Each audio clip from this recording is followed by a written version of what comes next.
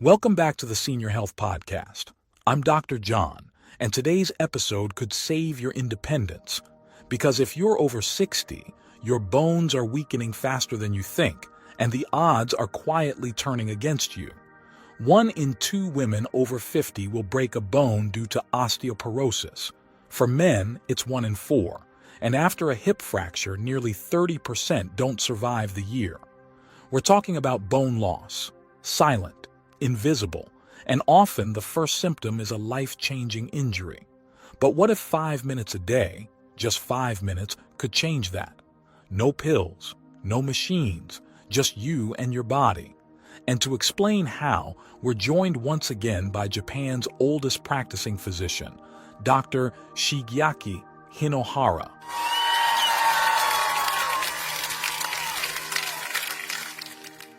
Over 100 years old, still walking, still working, and still helping patients reverse what most believe is permanent.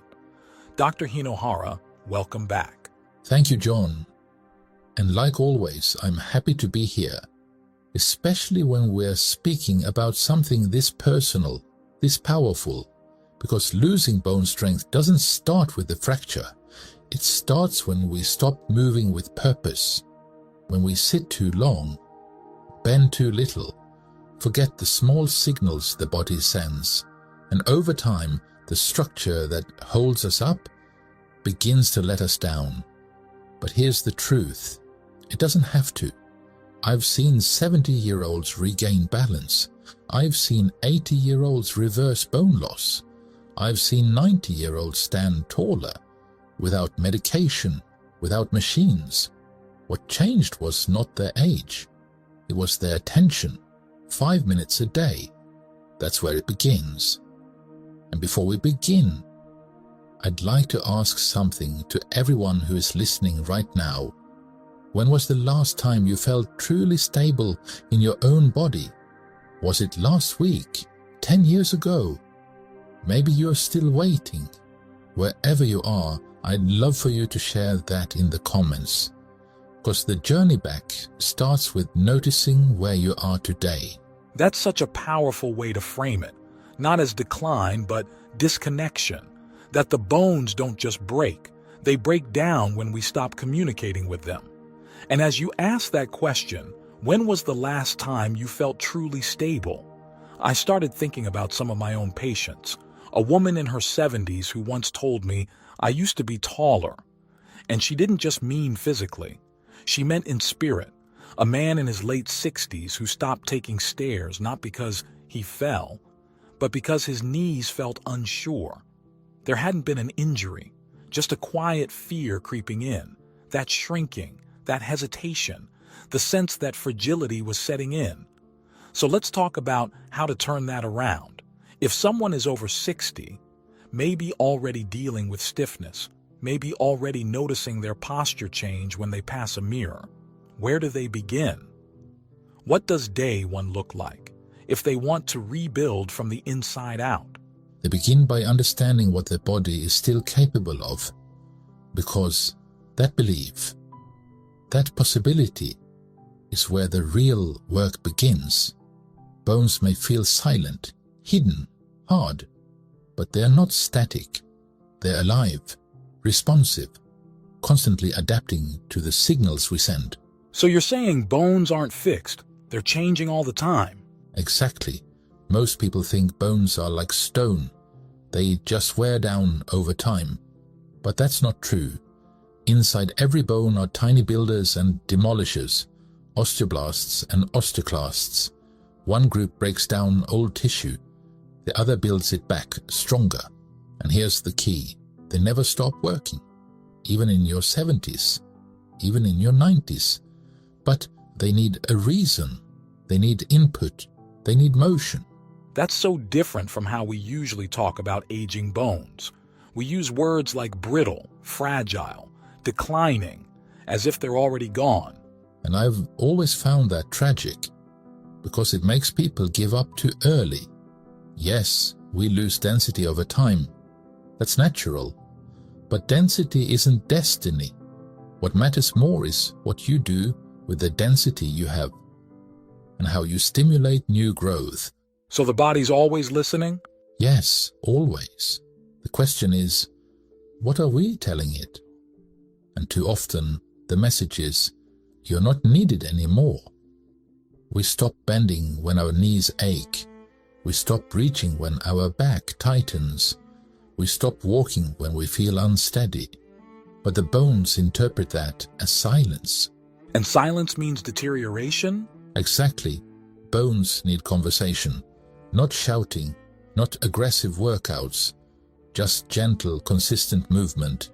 That's how they know they're still part of the story. That gives me chills. Because I think so many people listening right now have stopped moving. Not because they don't want to, but because they're afraid. And I understand that fear. I've seen it. But the solution isn't to stay still. It's to move safely, slowly, intentionally.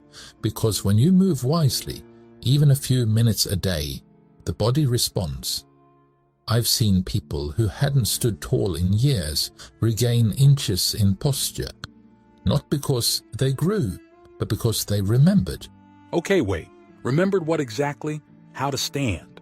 Yes, and how to move, how to align, how to breathe, and most of all, how to trust their body again. That's what we're really rebuilding. Not just bone, but belief. So once someone understands that their bones are still listening, still capable of change, what's the next step? What does that look like in real life? What are we actually asking the body to do? We're asking it to reconnect. And we begin with the simplest foundation. Posture. Not posture as in sit up straight, like a school teacher might say, but posture as in alignment. Presence. Gravity flowing through you instead of collapsing on you. And for that, we use something that's always available. A wall, no mats, no mirrors, just you and a vertical surface to reflect your position. But again, and I want to be really clear for our listeners, this isn't something they should jump up and try right now, right? Correct. Please don't rush. This is not a challenge. This is not a test. It's an introduction. I want people to understand what's possible, not feel pressure to perform. In fact, when I first teach this to my patients, I tell them, don't expect to get it right. Expect to feel something new. Because often, it's the awareness that matters more than the movement itself. So can you walk us through what this might look like? Just the idea, so people can picture it. Absolutely. Imagine standing gently with your back to a wall, your heels close, but not straining, your shoulder blades touching or gently moving toward contact, the back of your head resting against the surface, if that's available. If it's not, no problem. Just noticing that distance is part of the practice. Then 2 slow breaths, in through the nose, out through the mouth. As you exhale, feel gravity settle. Feel your spine remember its line. No pulling, no fixing, just presence. And what's happening inside the body during that? A lot more than people realize. Small postural muscles begin to activate, especially those along the spine and deep core. These are the stabilizers that quietly keep us upright. And when they turn on, even for a few minutes, they send a powerful message to the bones. You are needed here. That's the signal we're after. Not strain, not soreness. Just that quiet awakening. That makes so much sense. And honestly, it changes how I think about strength. Because when we hear bone health, most people picture calcium supplements or weight machines, not quiet moments at the wall. But what you're describing feels more intelligent, more human.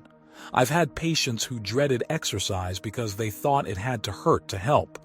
But this feels like an invitation, something gentle enough to try, yet powerful enough to matter. So what happens next? Once someone finds that posture, that line against the wall, what's the next step in this 5-minute routine? Once they find that line, even just for a few seconds, We begin to layer in small, controlled motion. Nothing extreme, just raising the arms slowly while maintaining contact with the wall. I call it the snow angel motion. Elbows bent, hands sliding up and down the wall in a goalpost shape. It may sound simple, but this activates a chain of postural muscles. The scapula stabilizers, thoracic extensors, even deep core engagement. And it's this chain, when used consistently, that reduces fall risk and restores upright posture. That's incredible. And just to ground this in science, is there data that supports these kinds of subtle alignment-focused movements? Yes, and it's growing. A 2015 study published in the Journal of Geriatric Physical Therapy found that targeted postural exercises improved spinal curvature and balance in women over 65 with osteopenia. Another study from Osteoporosis International showed that gentle, weight-free resistance training, including wall exercises, increased bone density at the spine and hip when done consistently over 12 months. What's important here is consistency, not intensity. 5 minutes a day sends a stronger signal than 1 hour a week of strain, because the bones don't respond to force. They respond to rhythm. They respond to reliability. That last line, that the bones respond to rhythm, not force, that's going to stick with me. And I think for so many people listening right now, that idea alone might be the shift they need, because it means they haven't missed their chance. It means their body is still listening. It is. The body always listens. Even when we stop using it the way we used to, it still listens. And the beauty of this work is that it's accumulative. You don't need to see results on day one. That's not how the body works. Day one might just be about noticing how it feels to stand with alignment, to breathe with awareness. But within days, things begin to shift. Movements feel smoother. The spine feels more supported. The body starts to trust itself again, and that trust sends a signal deep inside, even to your bones.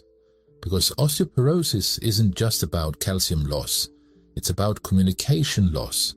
Bones are living tissue, and they remodel constantly using a process called mechanotransduction, meaning they respond to mechanical signals, pressure, alignment, weight-bearing movement. So what actually happens when those signals stop? When someone spends most of their day sitting, barely moving, maybe avoiding motion out of fear or habit? What's going on inside the bones during all that inactivity?